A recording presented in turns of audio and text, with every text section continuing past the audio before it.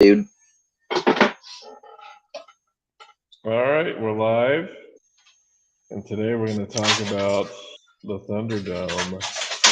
So the name of the film is Mad Max Beyond Thunderdome. This is the third Mad Max movie, directed by George Miller, written by Miller and Terry Hayes. This released in 1985 into movie theaters and was filmed in Australia. It is starring Mel Gibson, and it also stars pop star at the time, Tina Turner. Who is not a very good actor. Well, Tina Turner, sometimes acting isn't even like there's more than acting than just the act of acting. She really delved into the role. Like, for instance, like you're worshiping her head. She shaved her head so that this wig would fit right. So she did shave her head for this role, which is okay. pretty dedicated, just so that the wig would fit. But I didn't find her acting like horrible. It was just, she's there, Yeah, I didn't think it was terrible necessarily. Like you and I were saying after we talked yesterday, I thought it was just mediocre, not terrible, but not good. Right, so one thing you'd note, if you just want to go over the basic plot of the movie, it appears that Max comes to this town where it appears his vehicle was confiscated and he's trying to get it back. He gets entangled into a plot by Anti-Entity, played by Tina Turner, to take down the foreman of, I don't know what you want to call it, the pig fart factory, which is what Bartertown runs on, big farts. That's how they power the town. Yes, that's very interesting technology. And they are in a power struggle between that person or persons who actually run that pig fart factory and Anti-Entity, who runs everything above ground. Right. So her plot is to have Max kill the character known as Master Blaster. And Master Blaster, probably the politically incorrect thing to do in these days, but it was a dwarf sitting on top of the shoulders of a giant who had Down syndrome. So right. one is literally the brain. Yeah, yeah, that definitely wouldn't be allowed nowadays. One is literally the brawn. So he provokes Master Blaster into a fight, and then we get this iconic scene where this is probably the most culturally significant scene in the movie, when they enter the Thunderdome and we get this pomp and circumstance like surrounding the Thunderdome. Like, once they start to get into some type of disagreement, everybody quiets down and they're like, "Oh, you got to take it to Thunderdome." So, welcome to the Thunderdome. What Thunderdome is? It's basically the post-apocalyptic gladiator arena. 2 men enter, 1 man leaves, and you fight each other on these like giant bungee cords for some reason. I don't know why. I guess it's just to make it a little more interesting. It is a cage match, but the cage is a dome-shaped contraption.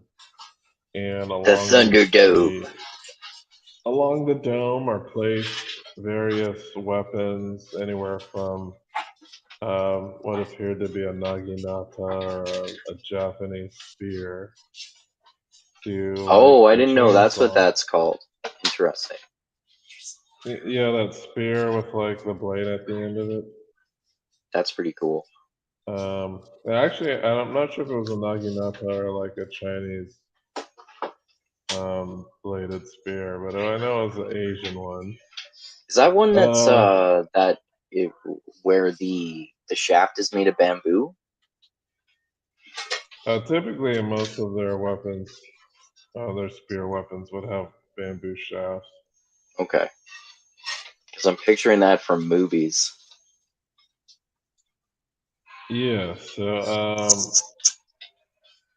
yeah, there's various weapons strewn about. I think that from the beginning of the fight, it seems Max is at a huge disadvantage. He does find out something on his intelligence little mission into Pigtown, where he finds out that Blaster does not deal well with high pitched sounds. Oh, right. Yeah. So that's kind of his trump card.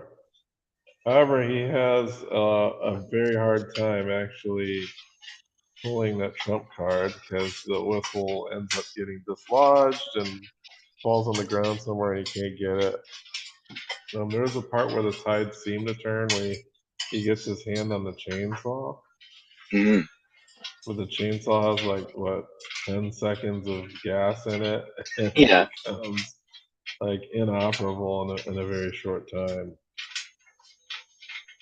Um, so ultimately, at the end of the fight, Max does get his hands on the whistle, and he uses it on Blaster. And while he's blowing this whistle, he's hitting him with like a giant mallet or something. Eventually, he does dislodge Blaster's helmet, and the reveal is that Blaster is some type of, I think he has Down syndrome or something. Yeah. Um, I guess Mac's conscience just hits him hard and he's not able to do the deed. Right. So he defies Anti-Entity, but Anti-Entity orders Blaster killed, and he gets shot up by some crossbows or something like that. Right.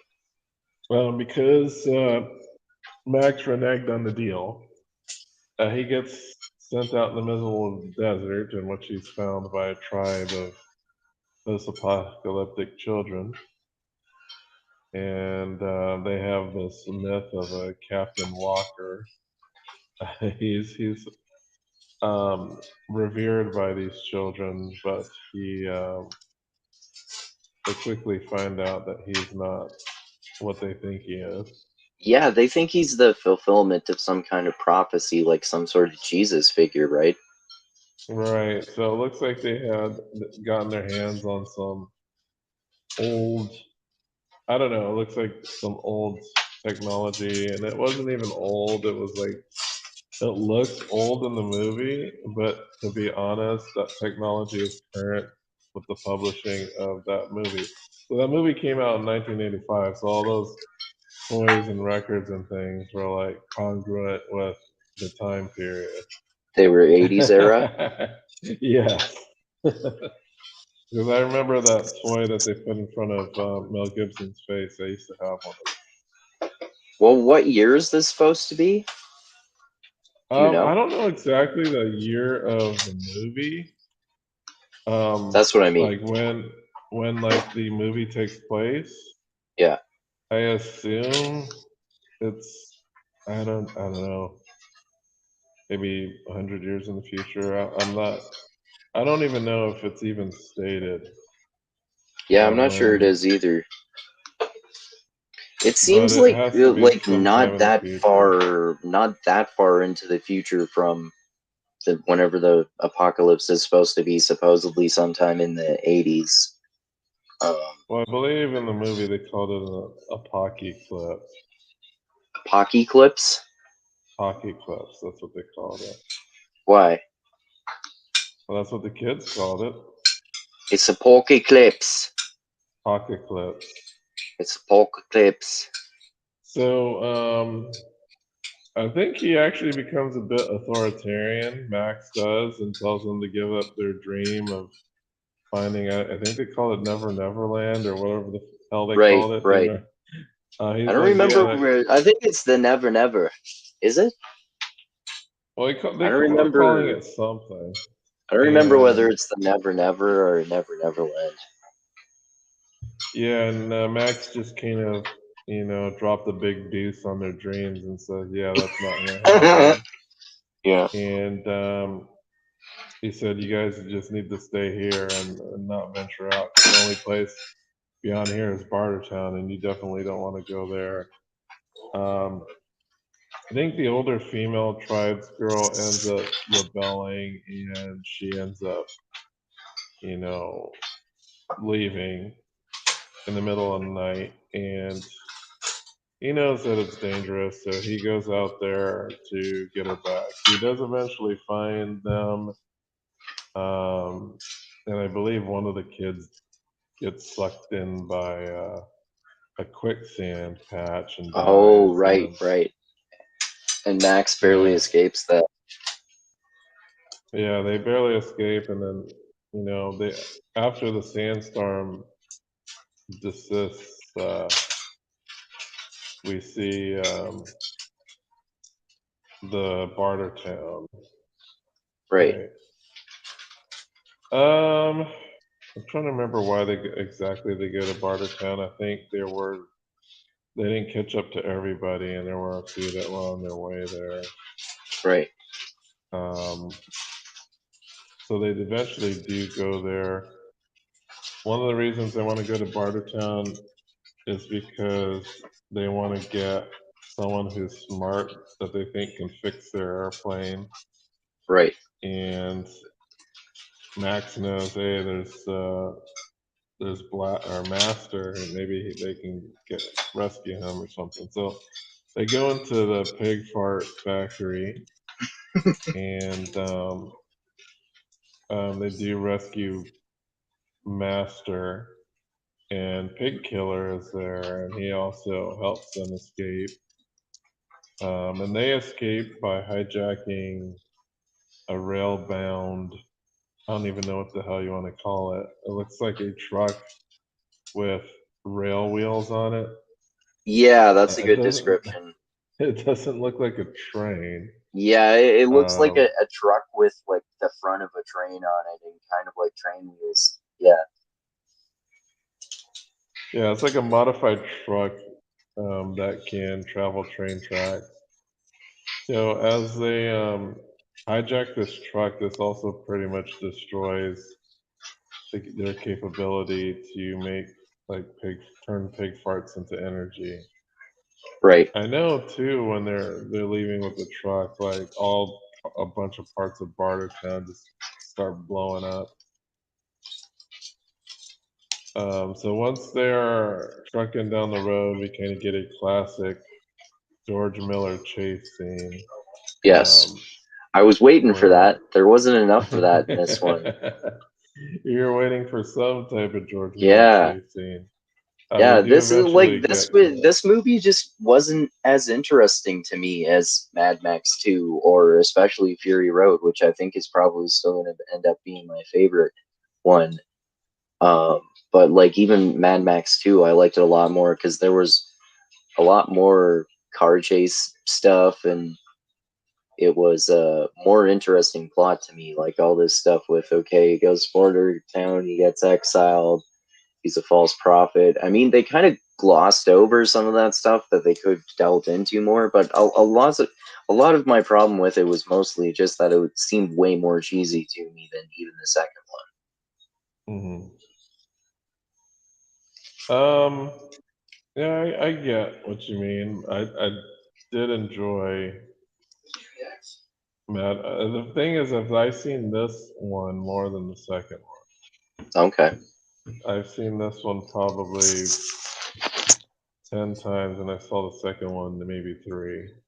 Because this Okay. is the one that used to come on TV all the Okay. time.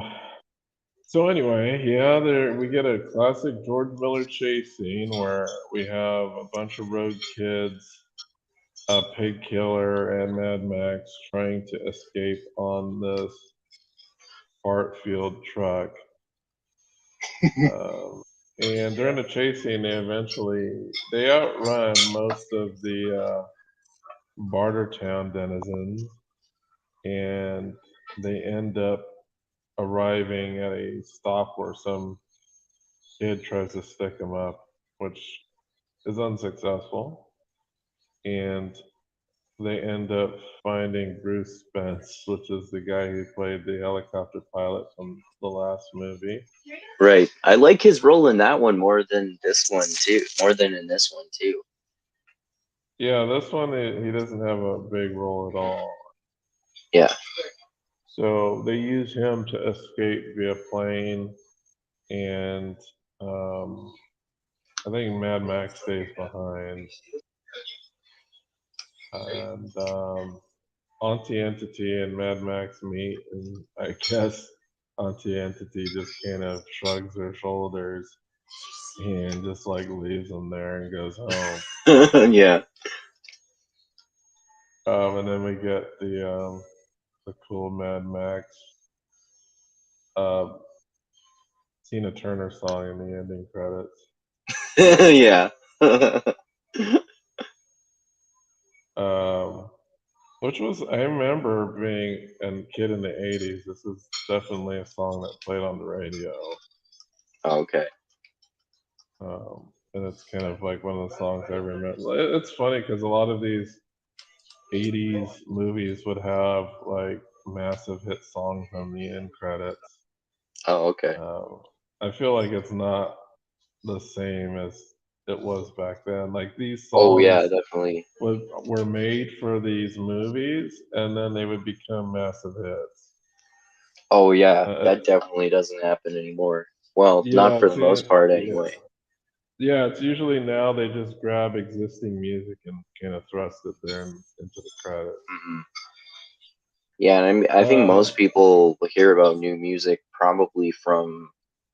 I bet they probably do through, I don't know, like Spotify and iTunes and that kind of stuff. right. So you think this movie is cheesy as hell, right? Yes. All right. So I didn't want to finish it, but I did because I knew we were going to talk about it. you didn't want to finish No. it. Were you glad you finished it at least? Not really, to be honest. So you were not impressed with Mad Max Beyond Thunderdome, even No, though not it's like really. probably the most culturally significant Mad Max of the trilogy, of Yes. the at least Mel I Gibson trilogy. I definitely think the second one is way better. I like the second one and I love the fourth one. Okay, so one of the big reasons this feels so different from other Mad Max movies is because originally this wasn't going to be a Mad Max movie.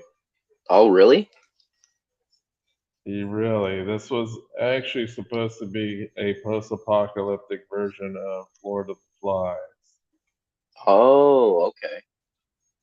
And then George Miller is like, well, what if we have Mad Max meet a group of children? And that's how this became a Mad Max Oh. movie. That's only a minor part of it though. It's like half the movie. Is it? Yeah, half the movie is him dealing with the kids. Oh, okay. I glossed over a lot of the second half of it in particular. Um, yeah, I remember really liking this one as a kid. I still like it a lot.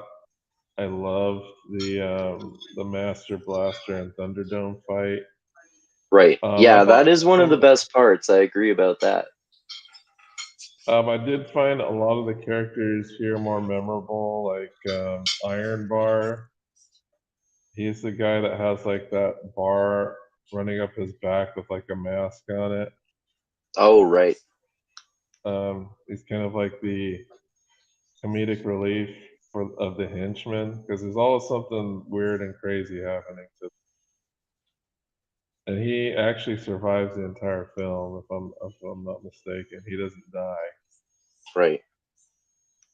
Um, there's also Master and Blaster. That combination of characters I thought was really interesting and unique at the time. I thought it was Uh, interesting, but like still super cheesy too. you didn't I like can get Master how and you would. Blaster? I can get how if you had seen this in the '80s, though, how you could like it from nostalgia too. There are definitely some things that I like out of nostalgia that probably would seem cheesy to people if they watch it for the Well, first time. I don't necessarily think cheesy is bad. Yeah, you definitely have way less of a problem with cheesiness than I do. Um, like I understand that the movie can be cheesy, but to me that's not a mark against it. Oh, okay. Yeah, to me it um, just annoys me. I also thought that Pig Killer was really a weird and charismatic character. Um, it's the reason he was imprisoned in the pig fart factory. It's because he killed a pig to feed his family. Right? Yeah, I forgot about that. And the guy ends up taking like a harpoon to the leg. Right. We also get one of the other things I remembered and I thought was funny about this movie was like the kid who doesn't talk with like the skull makeup. Oh, right. Yeah. Yeah, there's like a point where he commandeers a vehicle and doesn't know what the hell he's doing.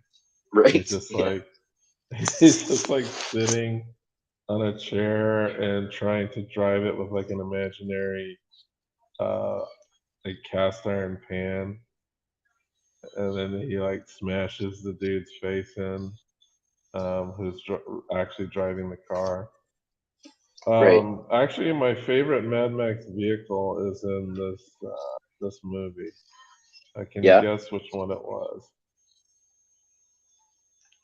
Uh, no, probably not, I bet. I mean, my favorite was probably that truck slash train.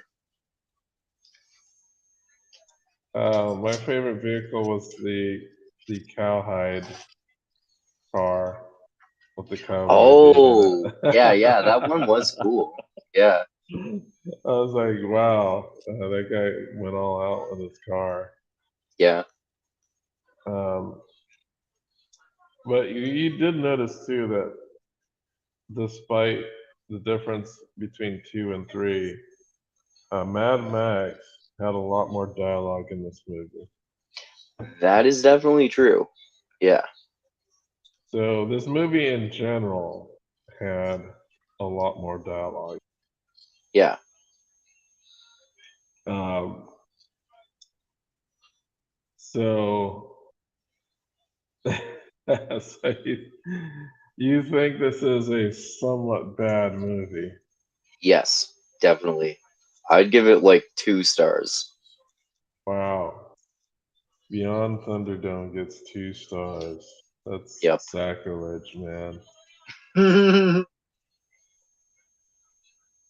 I will have to say that Beyond Thunderdome did have. I think there was some staff member who worked on the two previous movies who was a producer, and he died while scouting for the film, for the third really? film. Wow.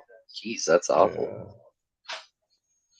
Yeah. Um, but yeah, it was. I think this movie got a lot of hype because of Tina Turner being in it. That makes sense. Yeah. I think this had a bigger budget. Let me check and see what the budget was. So interesting enough, um, this budget was larger than any of its previous predecessors. I mean, But that doesn't really surprise me that much because I mean, was the first one kind of unknown, and then the second one maybe slightly more popular, and then by the third one, it's built up more of a franchise and more people have heard of it. yeah, I know locally in the Australian box office, this didn't make any more than the previous two movies. Oh, okay. I think it even made less than Mad Max 2. In the US, though, it did gross 36 million. Okay. I'm trying to see if I can find budget numbers here. But I know the ending credits song, "We Don't Need Another Hero," charted #1 in Canada Oh, okay. and 2 in the US. It made it 3 on the charts in Okay. the UK. So it was a very popular song. That song was made just for the movie specifically. Okay. Um, and this got very positive critical response. So Really? you would have been an outlier. The thing is like 80s movies were all cheesy. Like the thing that you call cheese is just 80s movies.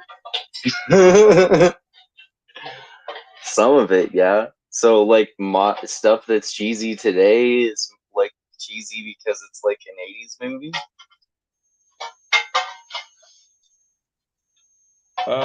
I think it's just a product of the time. Okay. But there are movies that Uh, are made today that are cheesy too. there are. I Like think it was just like something. that Nicolas Cage one that you watched, and I also watched recently. Willy's Wonderland. That's definitely cheesy. Oh, you watched it? Yeah, I did. That's like one of the cheesiest movies ever. I I did. I didn't think it was terrible because I could tell it was so over the top that it was obviously intentionally cheesy. I Yeah, it was like movies if intentional. they're intentionally cheesy. I get that. I'd rather watch a movie that's not trying to and is. Oh, Like, really? yeah, because the cheese is genuine. I hate genuine cheese. Well, I don't like processed cheese. Processed cheese is disgusting. Well, if we're literally talking about cheese, I'm talking about cheesiness in movies.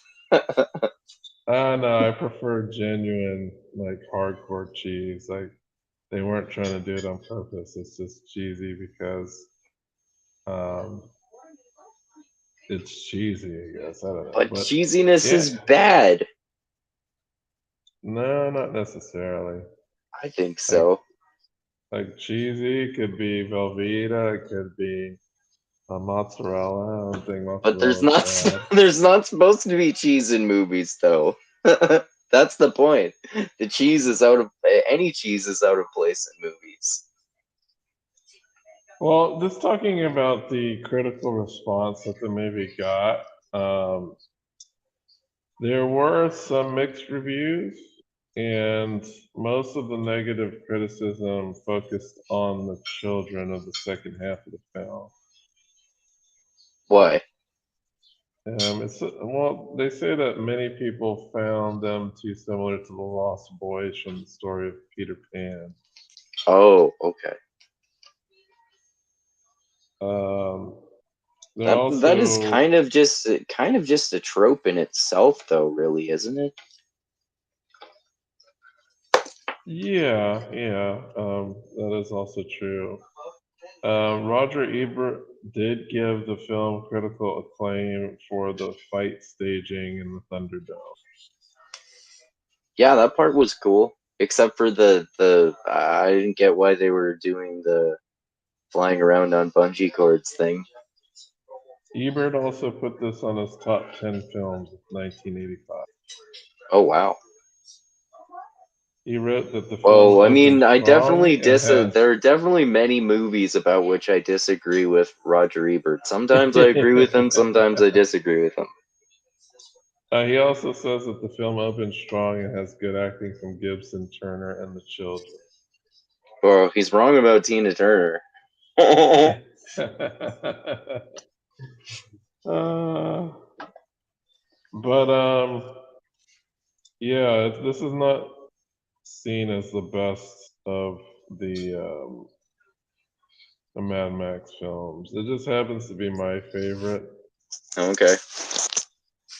due to because if I'm to watch all the Mad Max films, this is probably the most oddball one of them all.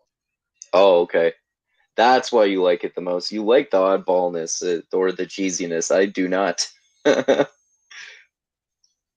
I know you have very low tolerance for cheese. That's why I have to be careful. Like I didn't even think that this movie was that cheesy.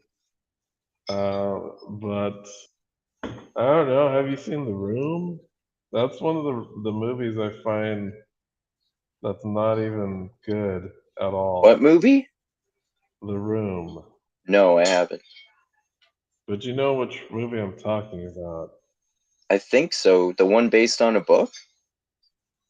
The Room is a movie. How do I explain it? The movie is so bad that they made a movie about that movie. There's a who's in it? What's the guy? The guy from The Interview. And Seth Uh, Rogen's in it. Seth Rogen? Yeah, but what's the other guy? James Franco? Yeah, both James Franco and Seth Rogen are in this movie that's about a movie that was made that is so horrible that has like a huge cult following. Oh, okay. No, I haven't seen that. I haven't even heard of it. I mean, in theory, it sounds good in theory. Well, I'm saying there's an original called The Room.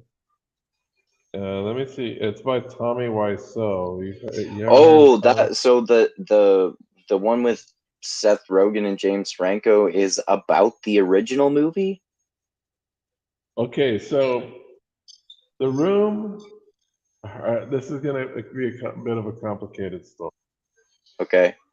All right, so there was this really horrible movie made called The Room, and one of the main actors wrote a book about being in that movie. Okay. The actor is also like one of the best friends of Tommy Wiseau, Who made the first movie? who made the movie. Okay. So this book got turned into a movie itself, and the book, The the the book the book about an actor who was in the movie. it's basically a biographical account of his involvement with the movie. Okay. And they made a book about that book. I mean, a movie about that book. A movie about that book based on a movie. Yeah, the book is called The Disaster Artist. So there is a movie. It's basically a memoir about the making of that movie. And The Disaster Artist was also made into a movie. So there's the book, The Disaster Artist, and there's the movie, The Disaster Artist. And it's funny because it's a biographical book, but you get to see James Franco play Tommy Wiseau, which he does a pretty damn good job. That's pretty interesting. But you haven't seen The Disaster Artist? No, I haven't. Oh man, um, I would have to say The Room is probably the worst movie I've ever seen. Holy shit. Wow. Um, I for definitely some don't want to watch people, it then. for some, I think you kind of should. Really? It's worth watching just because of its infamy of how bad it is. Okay. The acting is fucking ridiculous. There's so many different memes that have been spawned from this movie that you might not have been aware of. were actually from this I movie. bet I've heard some of them, but yeah, I bet there are definitely some that I didn't know were from this movie. The plot is like ridiculous. Uh, the problem with the movie is that for some people it's so bad it's good. For me, it's like there's a few select scenes that are ridiculously funny and Okay, unintentionally so. Like they're not okay, supposed to be funny. They're supposed to be very serious scenes. The bad acting makes it hilarious. okay. Um, but peppered between those things, like the plot of the movie, it doesn't even make sense, man. Oh, So it's really kind of difficult to follow the story. Um, and I don't know, some of the dialogue does end up being boring. yeah. Because I whenever don't understand why I would watch this movie. well, I don't know, just to have the experience of watching it. Like, I don't think every movie that or piece of media that one consumes has to be enjoyable. I think. Oh yeah, I totally agree about that. I mean, that's part of why I read books by people who I criticize all the time and think I think have ridiculous opinions, like Jordan Peterson and James Lindsay. I know, but you're talking about nonfiction here. Yeah, that's true. Uh, I mean, uh, I don't really like watching movies that I don't like, though. how would you know if you wouldn't like it or not until you've watched it? Well, because you tend to be more easily pleased by movies than I am. So if even you don't like it, it seems unlikely that I would. Um, I do highly recommend The Disaster Artist, though. Yeah. The book as well as the movie are both great. And I think the book might be narrated by James Franco. I might be wrong Oh yeah. though, because I know that the guy that's best friends with Tommy Wiseau also does a pretty good Wiseau impression. Okay. Um, oh man, it's like a cult classic, just like Yeah. Troll 2. You've heard of I've Troll 2?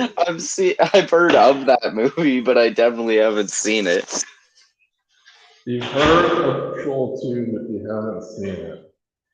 I've like it's one of those movies that I've seen is on Netflix when I've been on there sometimes, or maybe it was I don't know. It might have been Amazon Prime or one of the other ones, but I I think didn't Troll watch it. 2 is more entertaining than The Room. Then what? But Troll 2 is more entertaining than The Room. It's actually a movie that's so bad that it's good. Um, Okay. there's another movie that is so bad that it's good. I forgot the name of it, but it's like this.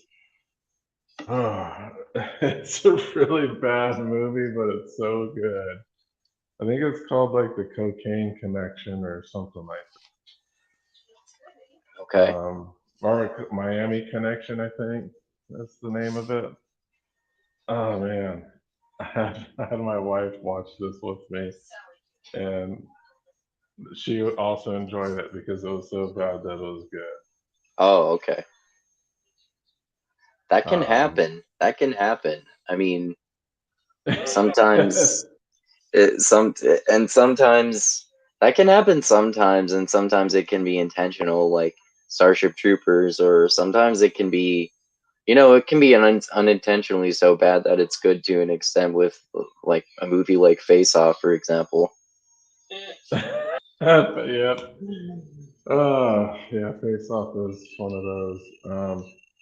But I don't think it's just see, I think Face Off is cheesy. How can you can tolerate that, but you can't tolerate this Thunderdome movie. Why is that? I think it's just because it's so bizarre and like So is like Face Off, man. I like unusual things and weird things to an extent, but this is just like it seems like almost deliberately bizarre stuff just because it's something like the writer thought, oh, wouldn't this be cool? Or this would be, or hey, like, what about a butterfly mixed with a train? Ooh, that's interesting. Like, Wait, what it is just, so bizarre about Thunderdome uh, that you couldn't get past? oh, the Thunderdome itself, I like that idea. That idea is interesting. Well, I mean, like the movie, you said it was so bizarre. Are you talking about I like mean, Master the like Blaster the and the master blaster thing, the the midget or little person on top of a big person, and you know, and it like some of it is just in the execution of the ideas that makes it cheesy, like the bad acting and cheesy music and that sort of stuff. Like in theory, some of this stuff sounds interesting. I mean, like I did like the fight in the Thunderdome scene for the most part, but yeah, just like Tina Turner's acting was super cheesy. The plot seemed kind of rushed actually. It didn't make that much sense to me, but in other ways it was kind of like predictable too, and they didn't delve enough deeply into the some of the ideas that I thought were more interesting. Like it would have been even cool if there were more fights in the Thunderdome, or if Max spent more time with the children and you know learned more about this mythology and that kind of stuff. Hmm. You mean to learn more about what happened in the past? Yeah, Well, what do you think about the epilogue? I don't even remember it that well. On the epilogue, they're like in a city, and it appears that the girl is now grown up, and she's like telling the tale of what happened to them when they were younger. Like this whole movie is supposed to be her narrating this story, and then when we get to the epilogue, we see her telling the story to like the next generation Oh, okay, of Captain Walker. right. Is that supposed to be Mad Max? Captain. I don't even think they know his name is Max, but I don't Okay, even care. okay. What do you think of Captain Walker's gun? Did he The still gun have the on the stick. shotgun? No, he had that gun on a stick. Remember? Oh, right, right. Yeah, that's an interesting weapon.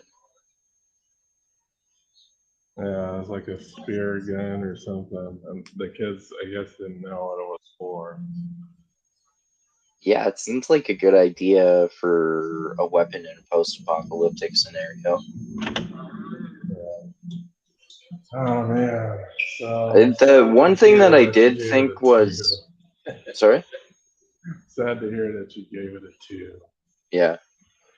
I was just thinking, one aspect that I thought was interesting is the increased progression of the apocalypse between film 2 and film 3. That was a little part that I thought was interesting too, that it seems that far less people have vehicles and they're just these little places like Border Town, and like society has regressed even more than it did in movie 2. Yeah, the progression between movie one and movie two is probably the biggest. Okay. And there is more progression in two to three. You definitely see that, okay, now they're in the middle of some sand dunes in the middle of Australia. Some pretty hospitable environment. Right. So, yeah, it's definitely a bit different. Yeah, exactly. Um, but yeah, but yeah, this is definitely my favorite. I've only seen Fury Road once, so maybe I would have to watch it again and I might be able to rank it to re-rank it amongst the four movies. I've only seen each of them once. Okay. But I think my favorite media of Mad Max is probably the video game. Oh, I didn't even know there was a video game. Yeah, it came out, I think, like in 2016 or 2017. Oh, okay. Yeah, it's pretty brutal. Yeah. Yeah, it's probably the most. Like, it's not as cool of an experience because, when you're watching a movie, it's 2 hours and you're done. Hmm. Probably poured more than 50 hours in this game because it's one of those open world type of games Oh, that's where you cool. go to roam around, yeah, and you're building up your car and doing missions and a bunch of other things in the wasteland. I think a while ago I even posted a clip on Twitter of some dialogue scenes from the game, Yeah. but I wouldn't expect you to play this because it's way too much of a time sink. Yeah, I'm not really that much into video games anymore. I mean, I can definitely see myself getting back into them, but I'd rather just read more books nowadays. Right, and you could probably find all of like the dialogue scenes. There are a lot of people who will take all this, like the dialogues and mission scenes, and string them into like movies that you can watch. I've done that Oh, for a okay. couple different games before. Did you watch ones that people made for that for The Last of Us? Yeah, so I did watch somebody play through The Last of Us, and I kind of skipped some of the gamey parts of the game, just to see like the main stuff. But yeah, I did get through a Last of Us playthrough Okay. because I wanted to see how close it was to the show, and man, is it pretty damn close to the show. Right. Or That's the good. show is pretty close to the game at least. Yeah, All I right, remember you telling so me that when we talked about the show. That's good. yeah, so what do I give it? Um, I enjoyed watching it again on the airplane. I'll be honest. I'm gonna give it a 4 out of 5. I know it's a pretty disparate like difference between our ratings. It's probably a nostalgia bias on my end. I don't know how it would feel if I had to watch this again fresh with new eyes. I think usually we mostly agree or have very similar opinions about books or movies that we watch, and it seems like the only time we have very different opinions might actually be due to cheesiness. All right, it seems like cheesiness on your end will knock down points, but doesn't knock down any on my end. Yeah, exactly. Um, unless it's the movie The Room, which is I don't it's cheesy, but it's also bad. There are movies that are cheesy but aren't bad. The Room has the deadly combination of both. And the one with Seth Rogen and James Franco that is based on that movie is the one that's so bad that it's good. No, The Room. Some people will call it so bad that it's good. Okay. There are definitely scenes in that movie that are so bad that are good. Okay. But there are also scenes that are just bad. Oh, okay. And it seems like there are more scenes that are just bad than the ones that are bad. Like all of the scenes with Tommy Wiseau are pretty good because he's such a weirdo and should never have been a lead actor in any movie whatsoever. Oh, did you perhaps tell me about this? You might have actually told me about this movie before and sent me a clip of some guy's terrible acting, and then someone doing an impression of him, and maybe it was James Franco. Yeah, you might have Yeah, told me about this now that I remember. I think I Yeah, remember seeing like a super fucking cheesy clip with a guy who's terrible at acting, and then perhaps James Franco doing an impression of him. yeah. James Franco does an impression of all the worst like scenes in the movie, which I Okay. applaud him for. Yeah. But I don't, to be honest, I don't think anyone should watch that without seeing the actual source material. It just seems, I don't know, sacrilegious to me. What about like satires of particular movies, like the scary movie movies? Do you have to have seen all the Scream movies and I don't think other so ones that, because those are kind of self-contained. okay, Um, the Disaster Artist is directly about a particular movie. right, Um, and I think because right, I didn't watch the movie until after I read the book.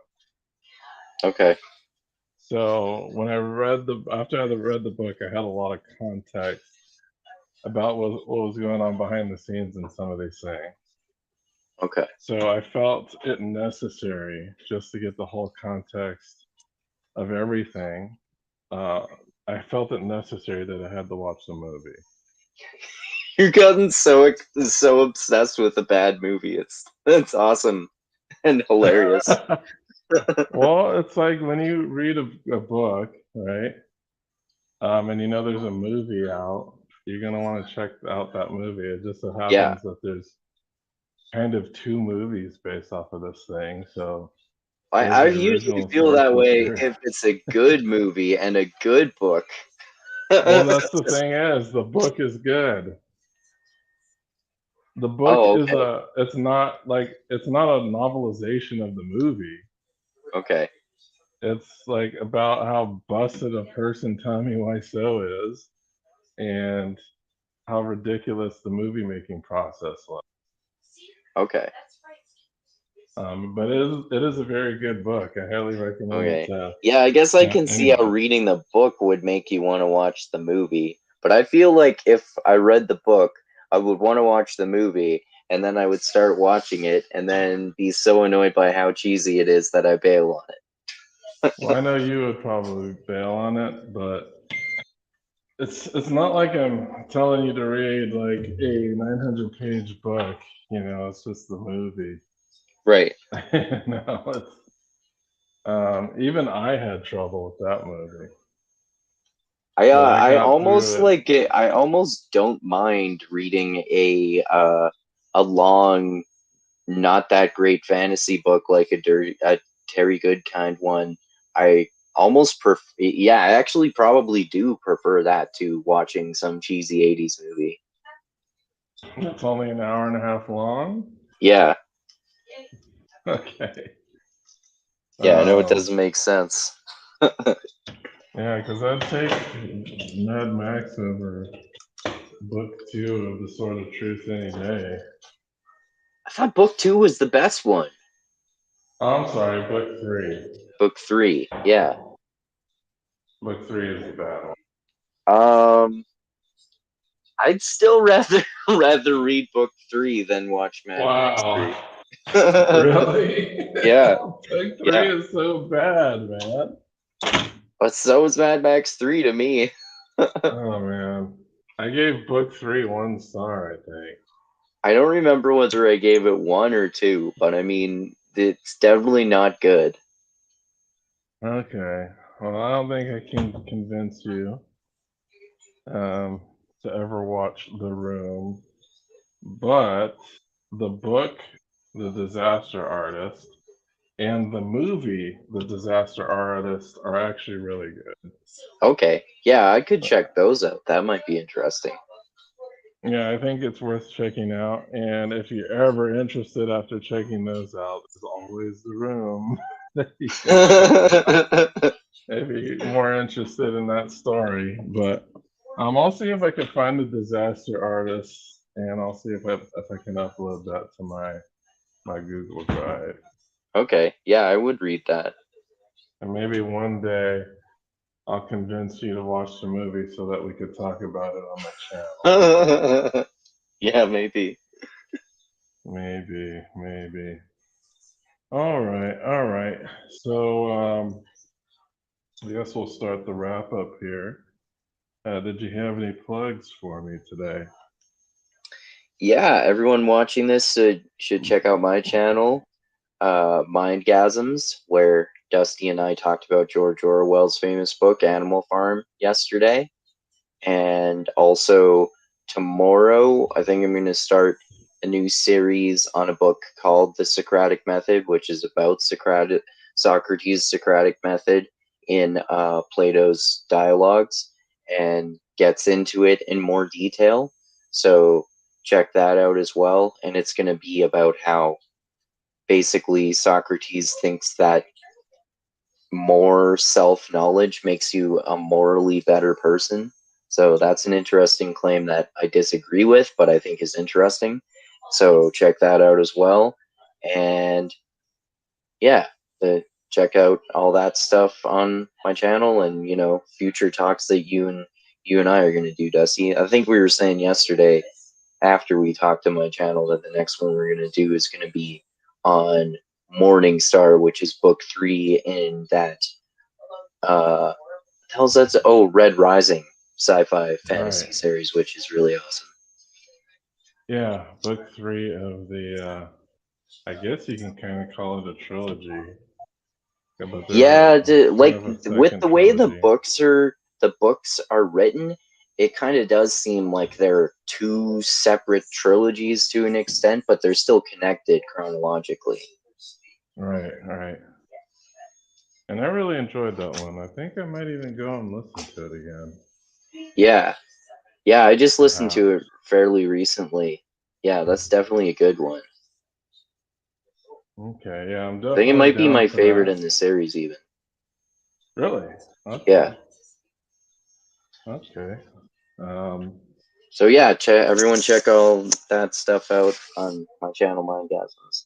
And yeah, oh, so what are we gonna talk about next on your channel then?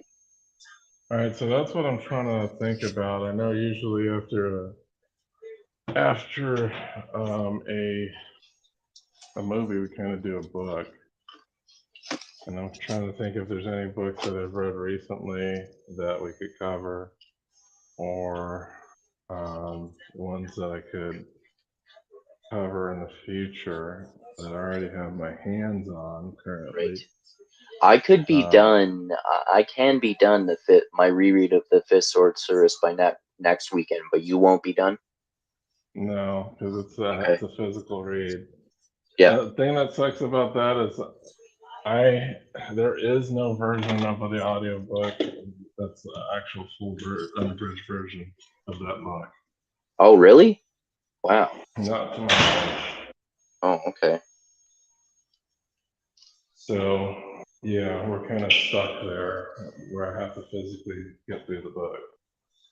Right. Um, if there's another book, maybe I can try and get through it. I'm trying to think of what we could do the next Ranger's Apprentice book if you want. Yeah, we could do either that or see if we could find the second Logan's Run book. Yeah, I'd have to go look for it. I can Okay. go and check my libraries to see if they have it. But tentatively, I'll say we can do the third Ranger's Apprentice.